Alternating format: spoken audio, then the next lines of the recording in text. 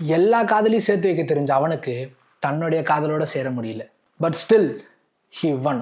Evergreen movies of Thalapathy சீரியஸில் part 6 இனி நம்ம பார்க்க போகிற படம் என்ன அப்படின்னு பார்த்தீங்கன்னா, உண்மை காதல்னா சொல்லு என் உயிரை கொடுக்குறேன்.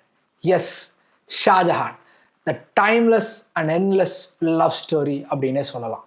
ஒன் சைட் லவ்வர்ஸ் எல்லாருக்குமே இந்த படம் ஒரு காவியம்னே சொல்லலாம். எஸ், தமிழ் சினிமாவில் வந்து one of the best love movie அப்படின்னு நான் சொல்லுவேன். தளபதி அசோக் அப்படிங்கிற கேரக்டரோட ஜேர்னி மூலயமா செல்ஃப்லெஸ் லவ் அண்ட் அதுக்கு நம்ம பண்ணுற சாக்ரிஃபைசஸ் இது எல்லாமே என்ன அப்படின்ட்டு இந்த படத்தில் சூப்பராக சொல்லியிருப்பாரு.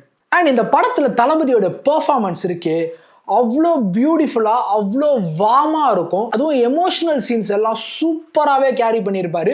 உங்களுக்கு அந்த எமோஷன்ஸை ரொம்ப ஈஸியாக கனெக்ட் பண்ணிக்க முடியும். அந்த அளவுக்கு பியூட்டிஃபுல்லாக ஒரு பெர்ஃபார்ம் பண்ணியிருப்பாரு. And climax, yes, this will make you feel cry. அந்த அளவுக்கு எமோஷன்ஸை இந்த கிளைமேக்ஸில் கொட்டி நிரப்பியிருப்பாங்க. உங்களுக்கு இந்த கிளைமேக்ஸை ஒரு தடவை பார்க்க எந்த தடவை பார்த்தாலும் ஐயோ இவங்க சேர்ந்துட மாட்டாங்களா, எஸ் நம்ம ஆழ் மனசுக்கு தெரியும் இவங்க சேர மாட்டாங்க அப்படிதான் கதன்ட்டு. பட் ஒவ்வொரு தடவை எனக்கு இந்த கிளைமேக்ஸை பார்க்கும்போது ஐயோ இந்த தடவையாவது இவங்க சேர்ந்துட மாட்டாங்களா அப்படின்னு தோணும்.